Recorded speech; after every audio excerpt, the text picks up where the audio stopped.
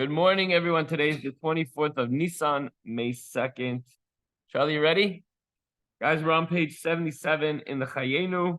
We're in the middle of chapter 42 in Tanya.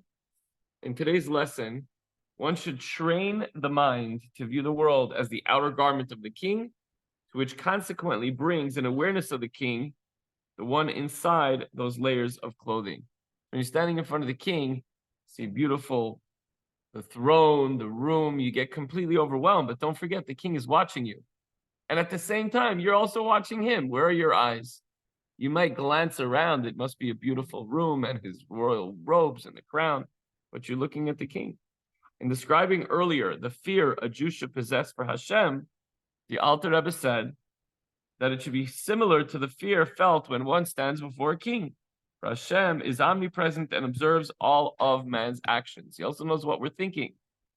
The question arises, when one stands before a king, he's not only being seen by the king, he's also looking at him. And this helps him to stand in fear of him. In the analog, however, this is not the case. Though Hashem, the king, sees us, we fail to see the king. So how could we use the analogy as being scared in front of the king? Well, we don't see the king at all. So how could we have Yiras Hashem when we don't feel it, we don't see it? We have to imagine it. It's very difficult. In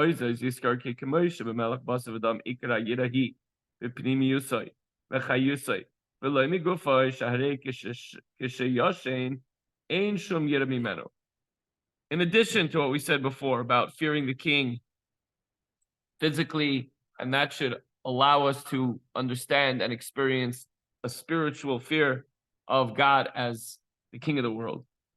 So in addition to this, we should remember that as in the case of a mortal king, the fear of the king relates mainly to his inner essence of vitality and not to his body. For when he's asleep, although his body does not change, there's no fear of him. This is because when the king sleeps, his inner essence of vitality are in a state of concealment. Clearly, then, they are the main reason for fearing a king when he's awake. If he's watching, if he's not watching you, you're outside the palace, you're behind the palace gates, you do whatever you want, you get into trouble. But when the king's watching you, you're worried about him, you're scared of him.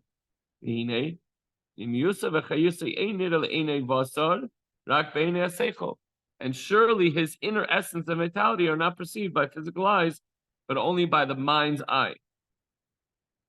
When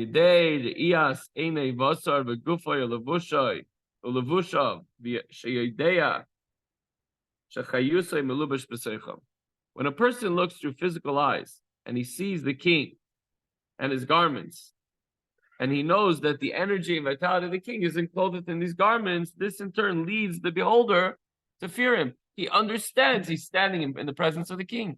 In the middle of the night when the king's sleeping and I'm not in his chambers, I'm not really scared of him the way I would be if I was standing in front of him. Take care, Jeff. May your grandfather's neshama have an aliyah.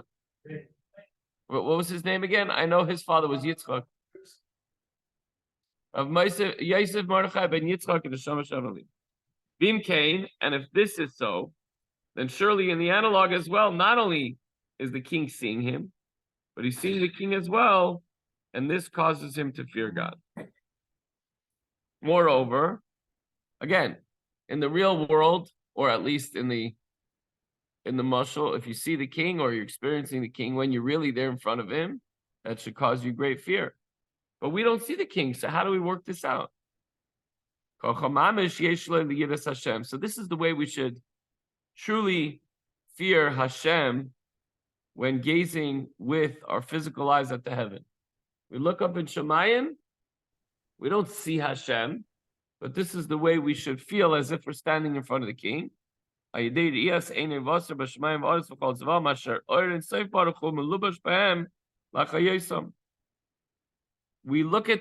up at the heavens, and the entire world is like the king's robes. Maybe we can't see the king himself, but we're standing in his chamber. The Alter Rebbe will now say that by looking at heavens and earth, one not only becomes aware of their godly vitalizing force, the fact that Hashem is giving them life, but also perceive how the world and all its inhabitants are truly nullified to the divine life force. And this is in a little gray box called the Hagah, sort of a parentheses here. V'gam nira b'yiras ayin shehem V'telim la'oira yisparech b'hishtachavosam kol yoim k'lape marov b'shkiyasam. Remember the saying Zecharim B'Vracha Pasuk Yisrael Shemaim Mechamish Tachavim Shashchina B'Mayrav. This is also seen with a glance of the eye that they are nullified to his blessed light by the fact that they bow to him. All the stars in the sky and the sun and the moon and the heavens, all are subservient and bow to Hashem. How and why? We see that every day they bow towards the west at the time of their setting. As the rabbis of blessed memory comment on the pasuk, and the hosts of the heavens bow before you, that the Shekhinah abides in the west. V'nimtzan, it comes out. Not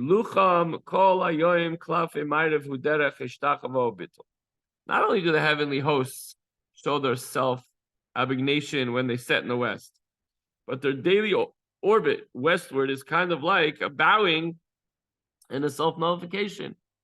Rises in the east and bows in the west and goes down in the west. So they're the sun and the stars and the moon, they're all going and bowing down to Hashem.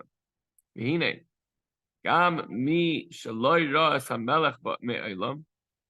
he who has never seen the king and does not recognize him at all,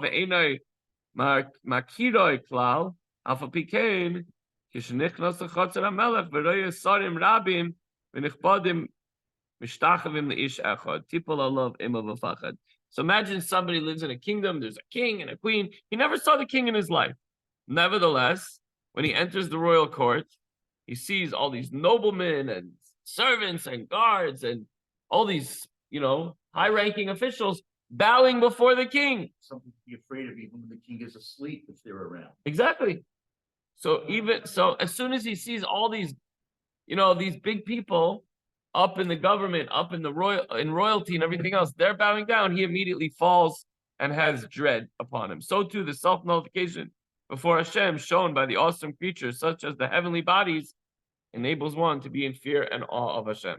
So we see the heavenly, the stars, the sun, the moon, all of creation bows before Hashem.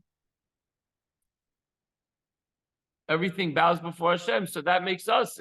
It's like the ministers and the royal guards. Everybody is bowing before Hashem. It makes us also bow before Hashem. However, the question is still asked: when one gazes at the body of a physical king, he sees before him, beyond the shadow of a doubt, that's the king. Someone says, "Who's the king? Who's the king?" See, with the royal robes sitting on the throne, that's the king. So he has no doubt. He therefore understands intellectually how the inner essence and vitality of the king, who he is, what he is, and he could fear him. But it's not the case with regards to physical creatures. The divine life force is so concealed within them through so many garbs of concealment that it's quite possible for one to gaze at them and fail to be aware that their bodies are but garments to the divine life force they contain. We can't see God in the table and in the chair and in the stars and in the trees. We can't see. It's hidden. Even though many garments are, how are we supposed to go outside and just say, "Oh, looking at the stars in the sky, and now I feel like I'm in the throne room and I'm going to start bowing to God"? God is hidden within the stars and the trees and the world out there, so to speak. But even though there are many garments, there is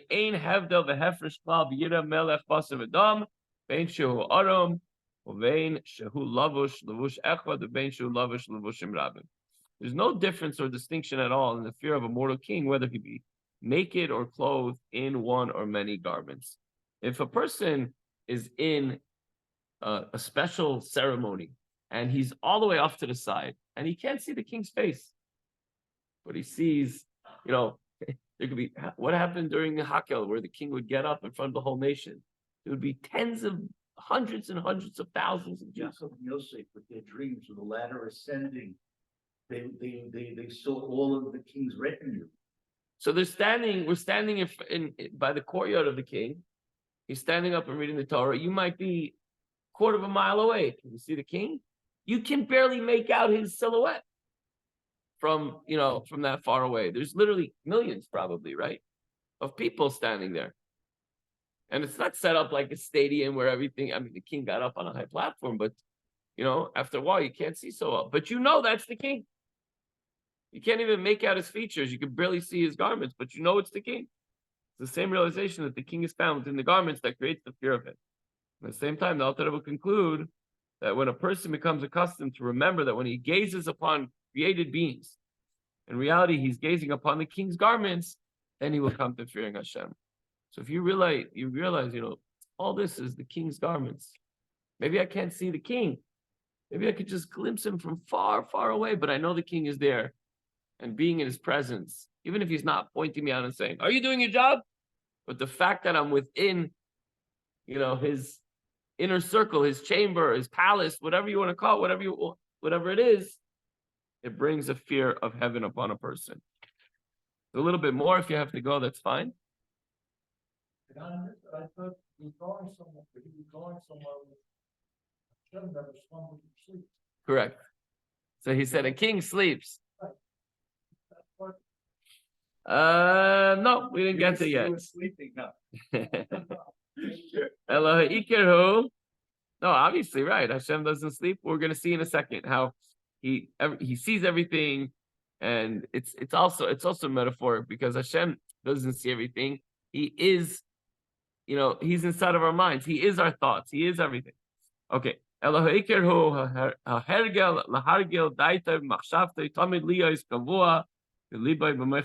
essential thing is the training to become habitual in one's mind and think continuously that it will always remain imprinted in your heart and in your mind that Hashem is king and he's watching you.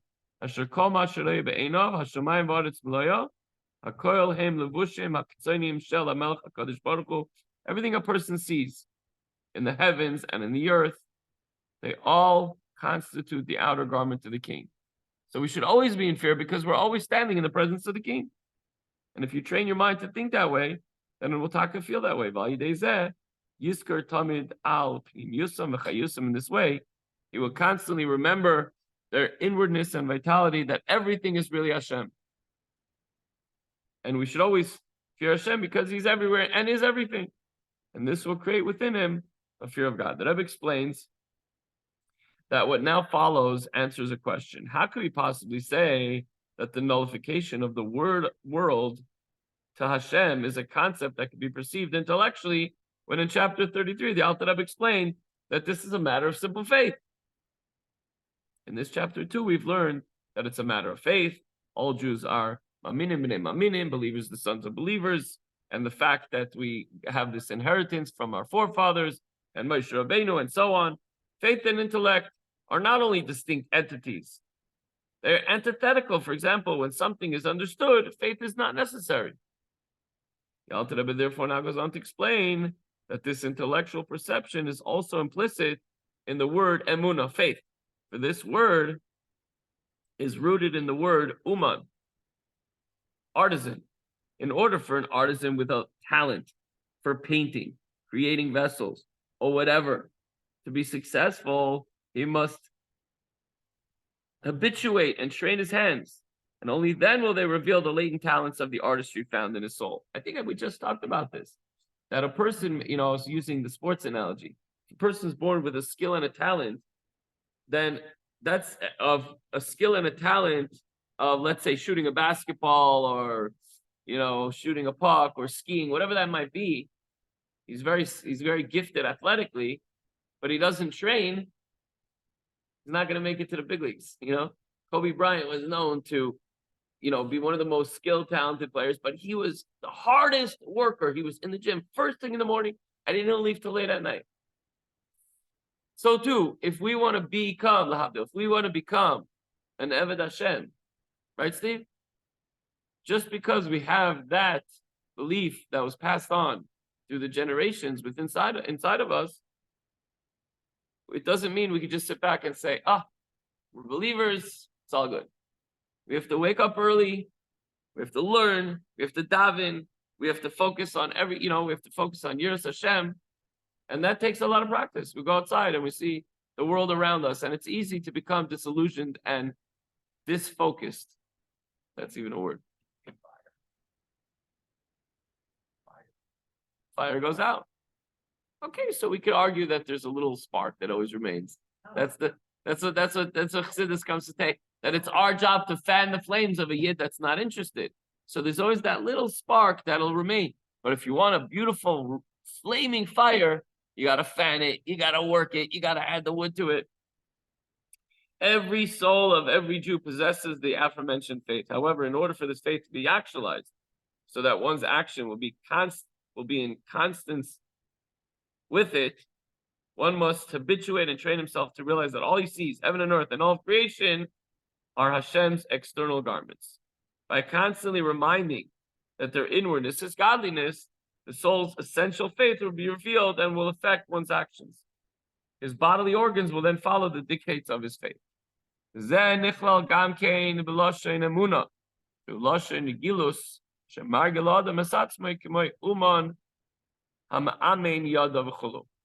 this is also implicit in the words emunah, faith, which is a term indicating training, to which a person habituates himself like a craftsman who trains his hands and so forth.